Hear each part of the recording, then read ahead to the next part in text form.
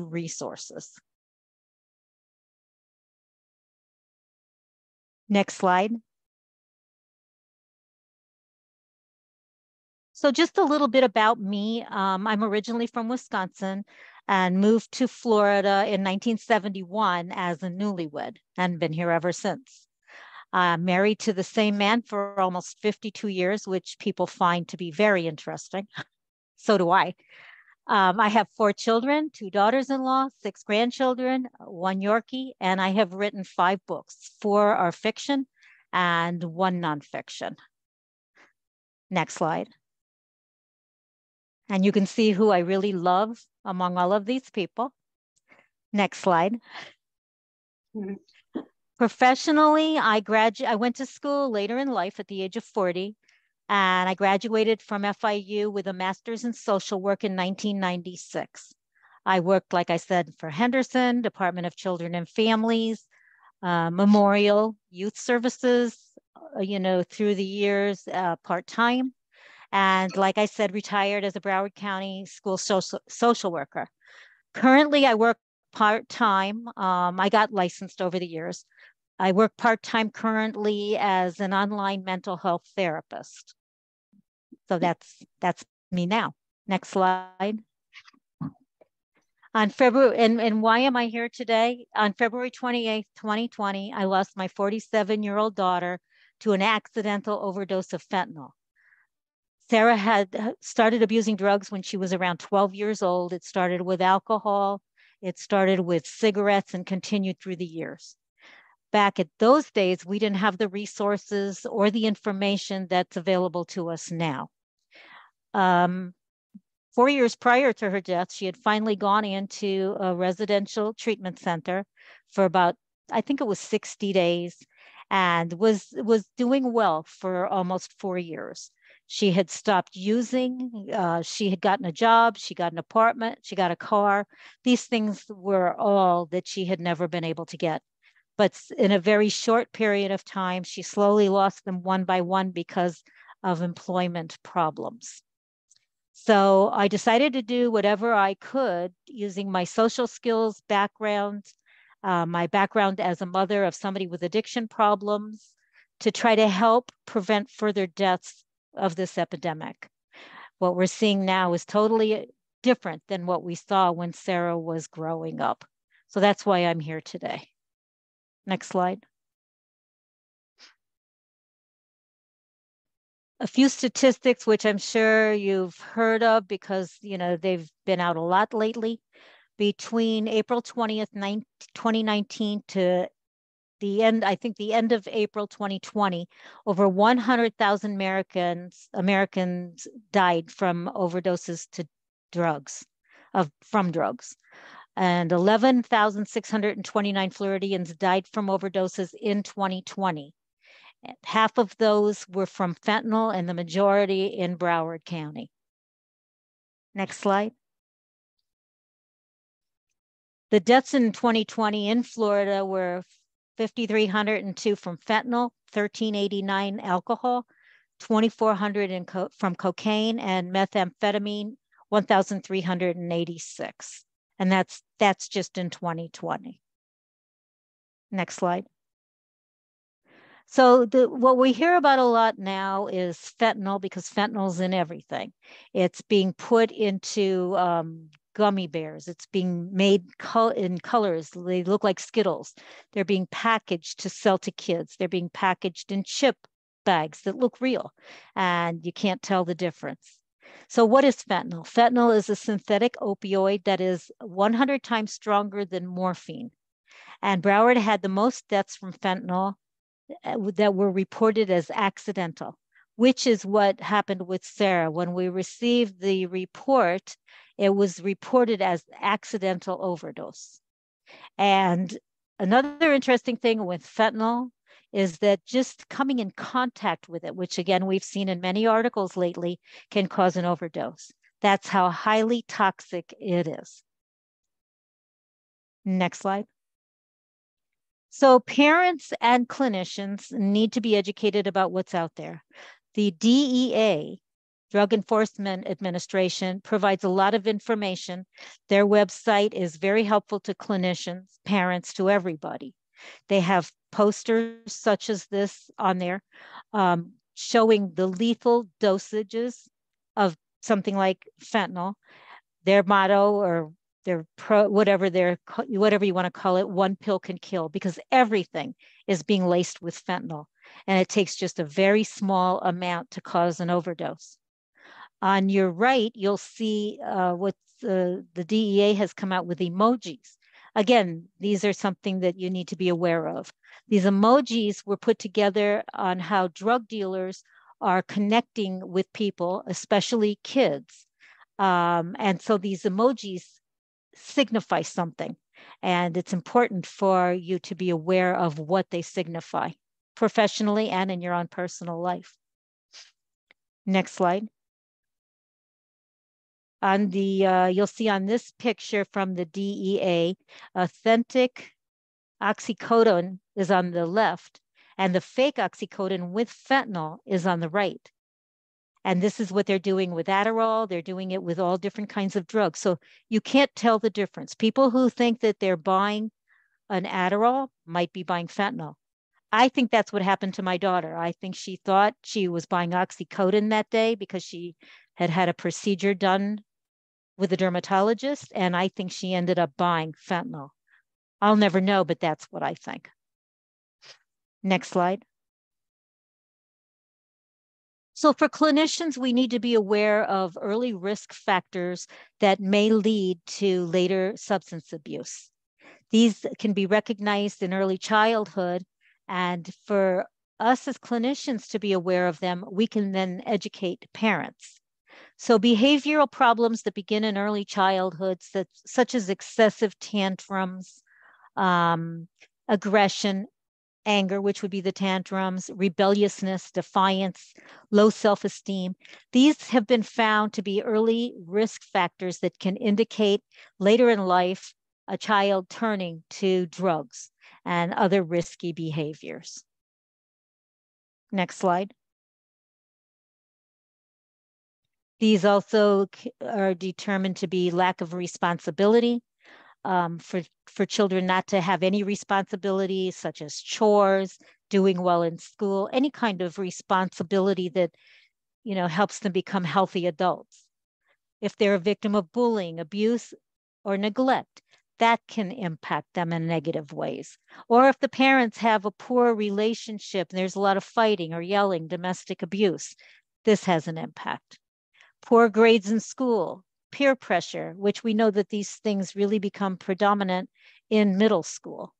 Shyness, early use of tobacco or alcohol. These things can start at the age of whatever and continue and just progress to different drugs over the years. Next slide. So what can you do when you're working with parents, with the whole family? How can you help? You can incorporate some basic parenting skills in your therapy sessions. Parents need to know that communication is important throughout the years. It starts at birth. We sing to our babies, we talk to our babies, we communicate with them. It's something that we need to continue as they grow at the different levels of communication. They need to know that they can come to us and talk to us about anything, any questions they have, without being afraid. Communication is key. Parents model positive behaviors. They do that by interacting with them in a positive way, which again is the communication, not using drugs, not excessively using alcohol. These are all positive behaviors that we need to model. Knowing who they're hanging out with is important. Back in the old days, we used to want to know who the parents were. Some parents still do that. They want to know who their kids are hanging out with, what kind of houses they're going to, just what's going on with those families. So knowing your children's friends, teaching parents to know who their kids are with, teaching them how to discipline fairly and consistently. This is another thing that can be incorporated into family therapy sessions or just with parents alone. Consistency is key, and knowing the fair way to talk to them and to give consequences so that kids feel, that they're important too. They're not just being talked to in a negative way because they did something that is wrong. Parents need to build their child's self-confidence, which goes, with the self-esteem. They need to feel positive about themselves and about what their decisions are, and that they can have a responsibility. It's trust. That's building trust in the relationship. And an important part of it all is in these actions that, we show to our kids, show them that we love them, and we also need to tell them frequently that we love them, because as we all know, the family is the foundation. A lot of parents aren't aware of these things. They don't know, like everybody says kids don't come with a manual. So when they seek our help, in therapy sessions or however we're doing it, speaking to a group, we need to incorporate these basic parenting skills so that they do know. Next slide. So therapeutic interventions, those are important for clinicians to know the levels of care that are out there for clients.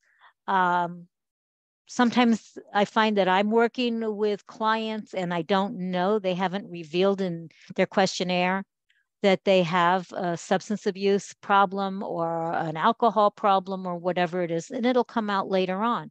So I need to be aware of what interventions there are and how I can either refer them or work with them to a certain point while they're, addressing their behaviors.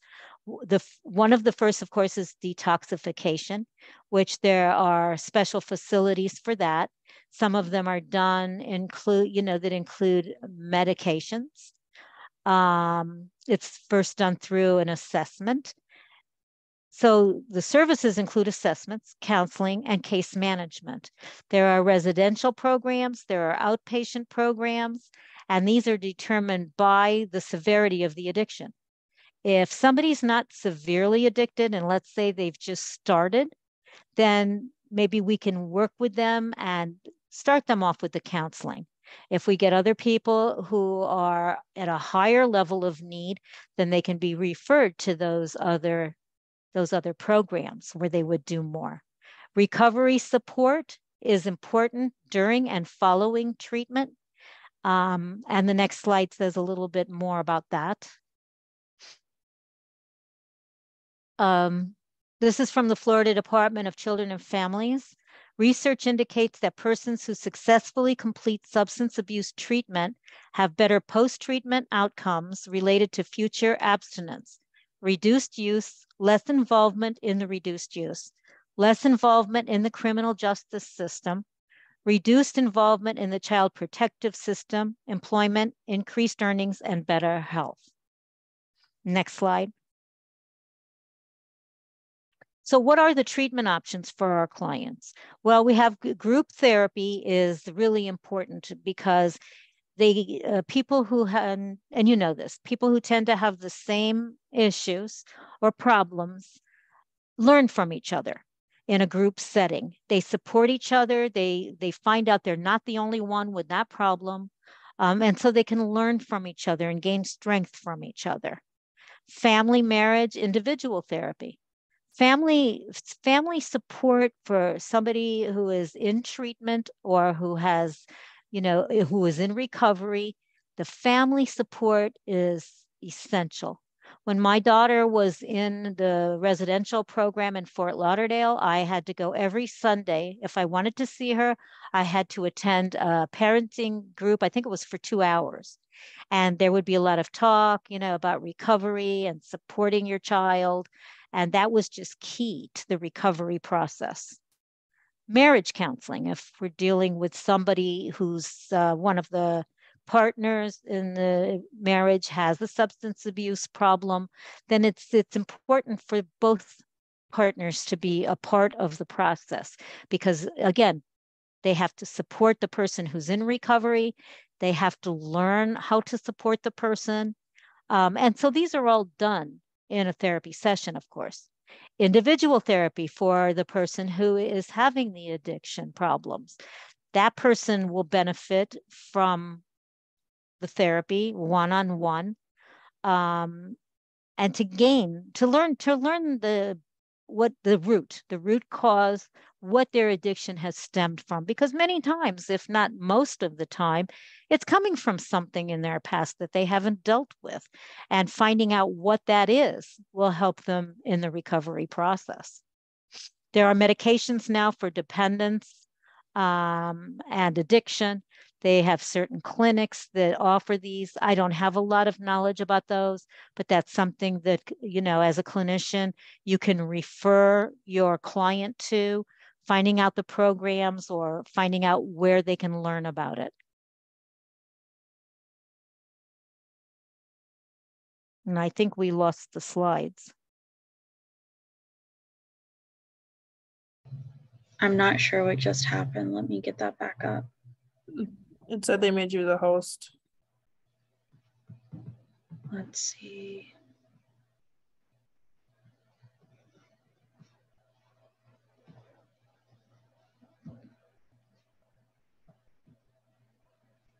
There we are. We're back? Okay. Yes, we're back. So the different types of therapy are cognitive behavioral therapy, motivational interviewing, and individual talk therapy. These are the things that really are important for the person who is in recovery to continue with as 12-step programs. I have people that I work with and I refer them to NA or AA because the support of those programs and working through the steps is essential. Another example is Sarah. She went to the Narcotics Anonymous while she was in the residential program, but she didn't really buy into it. And I've learned through talking to people and attending a lot of these coalition meetings and things that I attend and reading that the person has to want to buy into the program. And 12 steps is excellent if the people really, can do it. They have a positive sponsor and it just works well, and it's been around forever. So it's been proven to work well. But I also feel that individual talk therapy is important because, again, you have to get to the root of it. The client has to get to the root of what's gone on in their life. Next slide. Family involvement, like I said, is key. And the family support. Sometimes there are a lot of bad feelings left through the years. Some people have these problems, their kids can't move past it. And it's difficult for families to be supportive. But for the person to take and be successful who is in recovery, that family support means everything. And not enabling them. But parents have to be taught the difference, how to be supportive of their child or family of their sibling or their parent or whoever it is, because that's important. Transitional housing, that's important. Sarah was in, they used to call them halfway houses, sober house, whatever you want to call it. And it wasn't run well. And so that didn't help after she got out of the recovery program. So they have to be in a solid place. Life skills training. That's important. Some of these people in recovery don't know. They don't have the life skills training, especially if they started using younger. It's almost like being out of touch with the world for all of these years. And so they don't know how to get a job. They may have legal histories and they can't get a job. So teaching them the life skills is really important. That's something, again, if you're working with the client who's in recovery, that's important for you to incorporate into the therapy. And if you're working with the family, that's something they also need to be aware of. We talked about the parenting skills. Now talking about parenting skills for those who are in recovery and have children that have been neglected because of their drug use or whatever the situation is. That person needs some help with parenting on how to be a good parent. So these things are all basic needs that can be incorporated into our therapy sessions. And peer-based individual and group counseling, we touched on that. Those are all very helpful. to people who have addiction issues going on or are in recovery. And that's something, if we don't do group counseling with our clients, then we can refer them to somebody who does, or, you know, find a way for them to do that. Next slide. So for references for this information, you saw in there, I had DEA. They have some really useful things out there. I also incorporated the statistics I forgot to note that, from the state of Florida as a medical examiner's office. A lot of those statistics came down, I think this year, as far as in 2020, on the deaths in Broward County and in Florida. And the information was taken from, the word escapes me, autopsy results of, you know, people who were determined to pass away from overdose deaths. Florida Department of Children and Families and Johns Hopkins Medicine. I got a lot of information off of their sites. Next slide. Resources, again, the DEA has wonderful information out there for clinicians and for parents, and should be passed around. The SAMHSA treatment referrals and information number is there. They can give you information on programs to refer people to throughout every state in the country. They have all kinds of information that is helpful to clinicians. And then, you know, the Suicide and Crisis Lifeline, the new number is 988. And of course, 211 is a wonderful resource. And they can direct people in just about any direction that they need to be directed. And that's my contact information. Please feel free to contact me for information or any questions you have. Contact me if anybody needs somebody to speak. As you can see, I do not promote myself as a speaker. I am not really good at it, but I try because I want to get my message across. And I'm glad to speak to small groups. I'm glad to speak to anybody. I'm getting the word out there more in areas of the country other than just Broward and Florida. I've joined coalitions in other states, and I'm working on that. My website is on there. My email is on there. And my phone number. I live in Sunrise, so I'm, you know, live right here in Broward, and anything I can do to help. Next slide. And that's my last slide. And that's Sarah.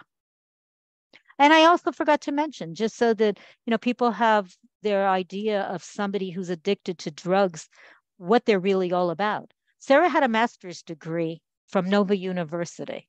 She was very bright. She had a very promising future if she hadn't taken the wrong path. And that's basically my goal, is to help parents find the right path to direct their kids down. And as clinicians, we play a big role in that when they come to us. I think that's my last slide.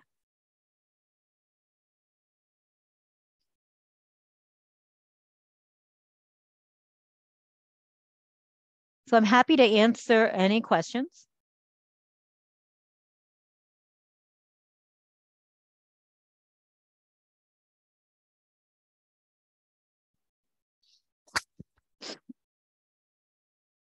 I don't really have a question. I just wanted to say, you know, my condolences for your loss. And I want to thank you for taking the time to, you know, share that with us. Not only just the imperative information, but, you know, your own personal story and how that impacted you. I know you said that you worked with community youth services, and that's where I am right now. So I'm currently at a school, and we're talking about opioids today. I have them watching the video, Chasing the Dragon. So I've like been listening all day to like stories of mothers who've lost their kids and who've dealt with it. So just thank you for doing this. I don't really have a question. I just want to say thank you for taking the time and letting us in and letting us know this. Thank you for your kind words. And if they would ever want me to come and speak to a group of kids or parents, I'm very happy to do that. Amazing. Awesome. So I'll let my team lead know that. Okay. Thank you. No problem.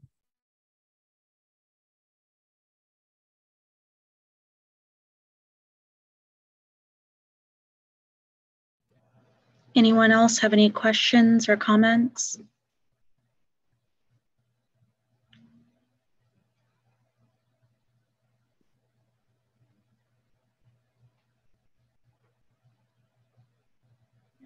I just wanted to say that was a lot of information, and I'm very sorry for your loss. Thank you.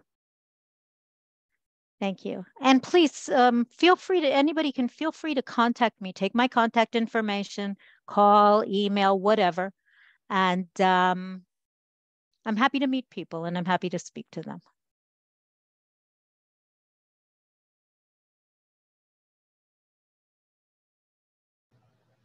Okay. Well, I guess we can end it a little early. The image on the screen is the QR code for the survey. If everyone can please take a minute. And then of course, in order to get CEUs, please email Aisha directly, and she'll be able to get you certificates and CEUs and certificates of attendance as well. So thank you. Thank you, Phyllis, for your time and for the education. Thank you for having me. And I'll just leave it open until a few people leave, just in case anybody has any last minute thoughts. Thank you so much for having me. Have a great day. Bye. Bye.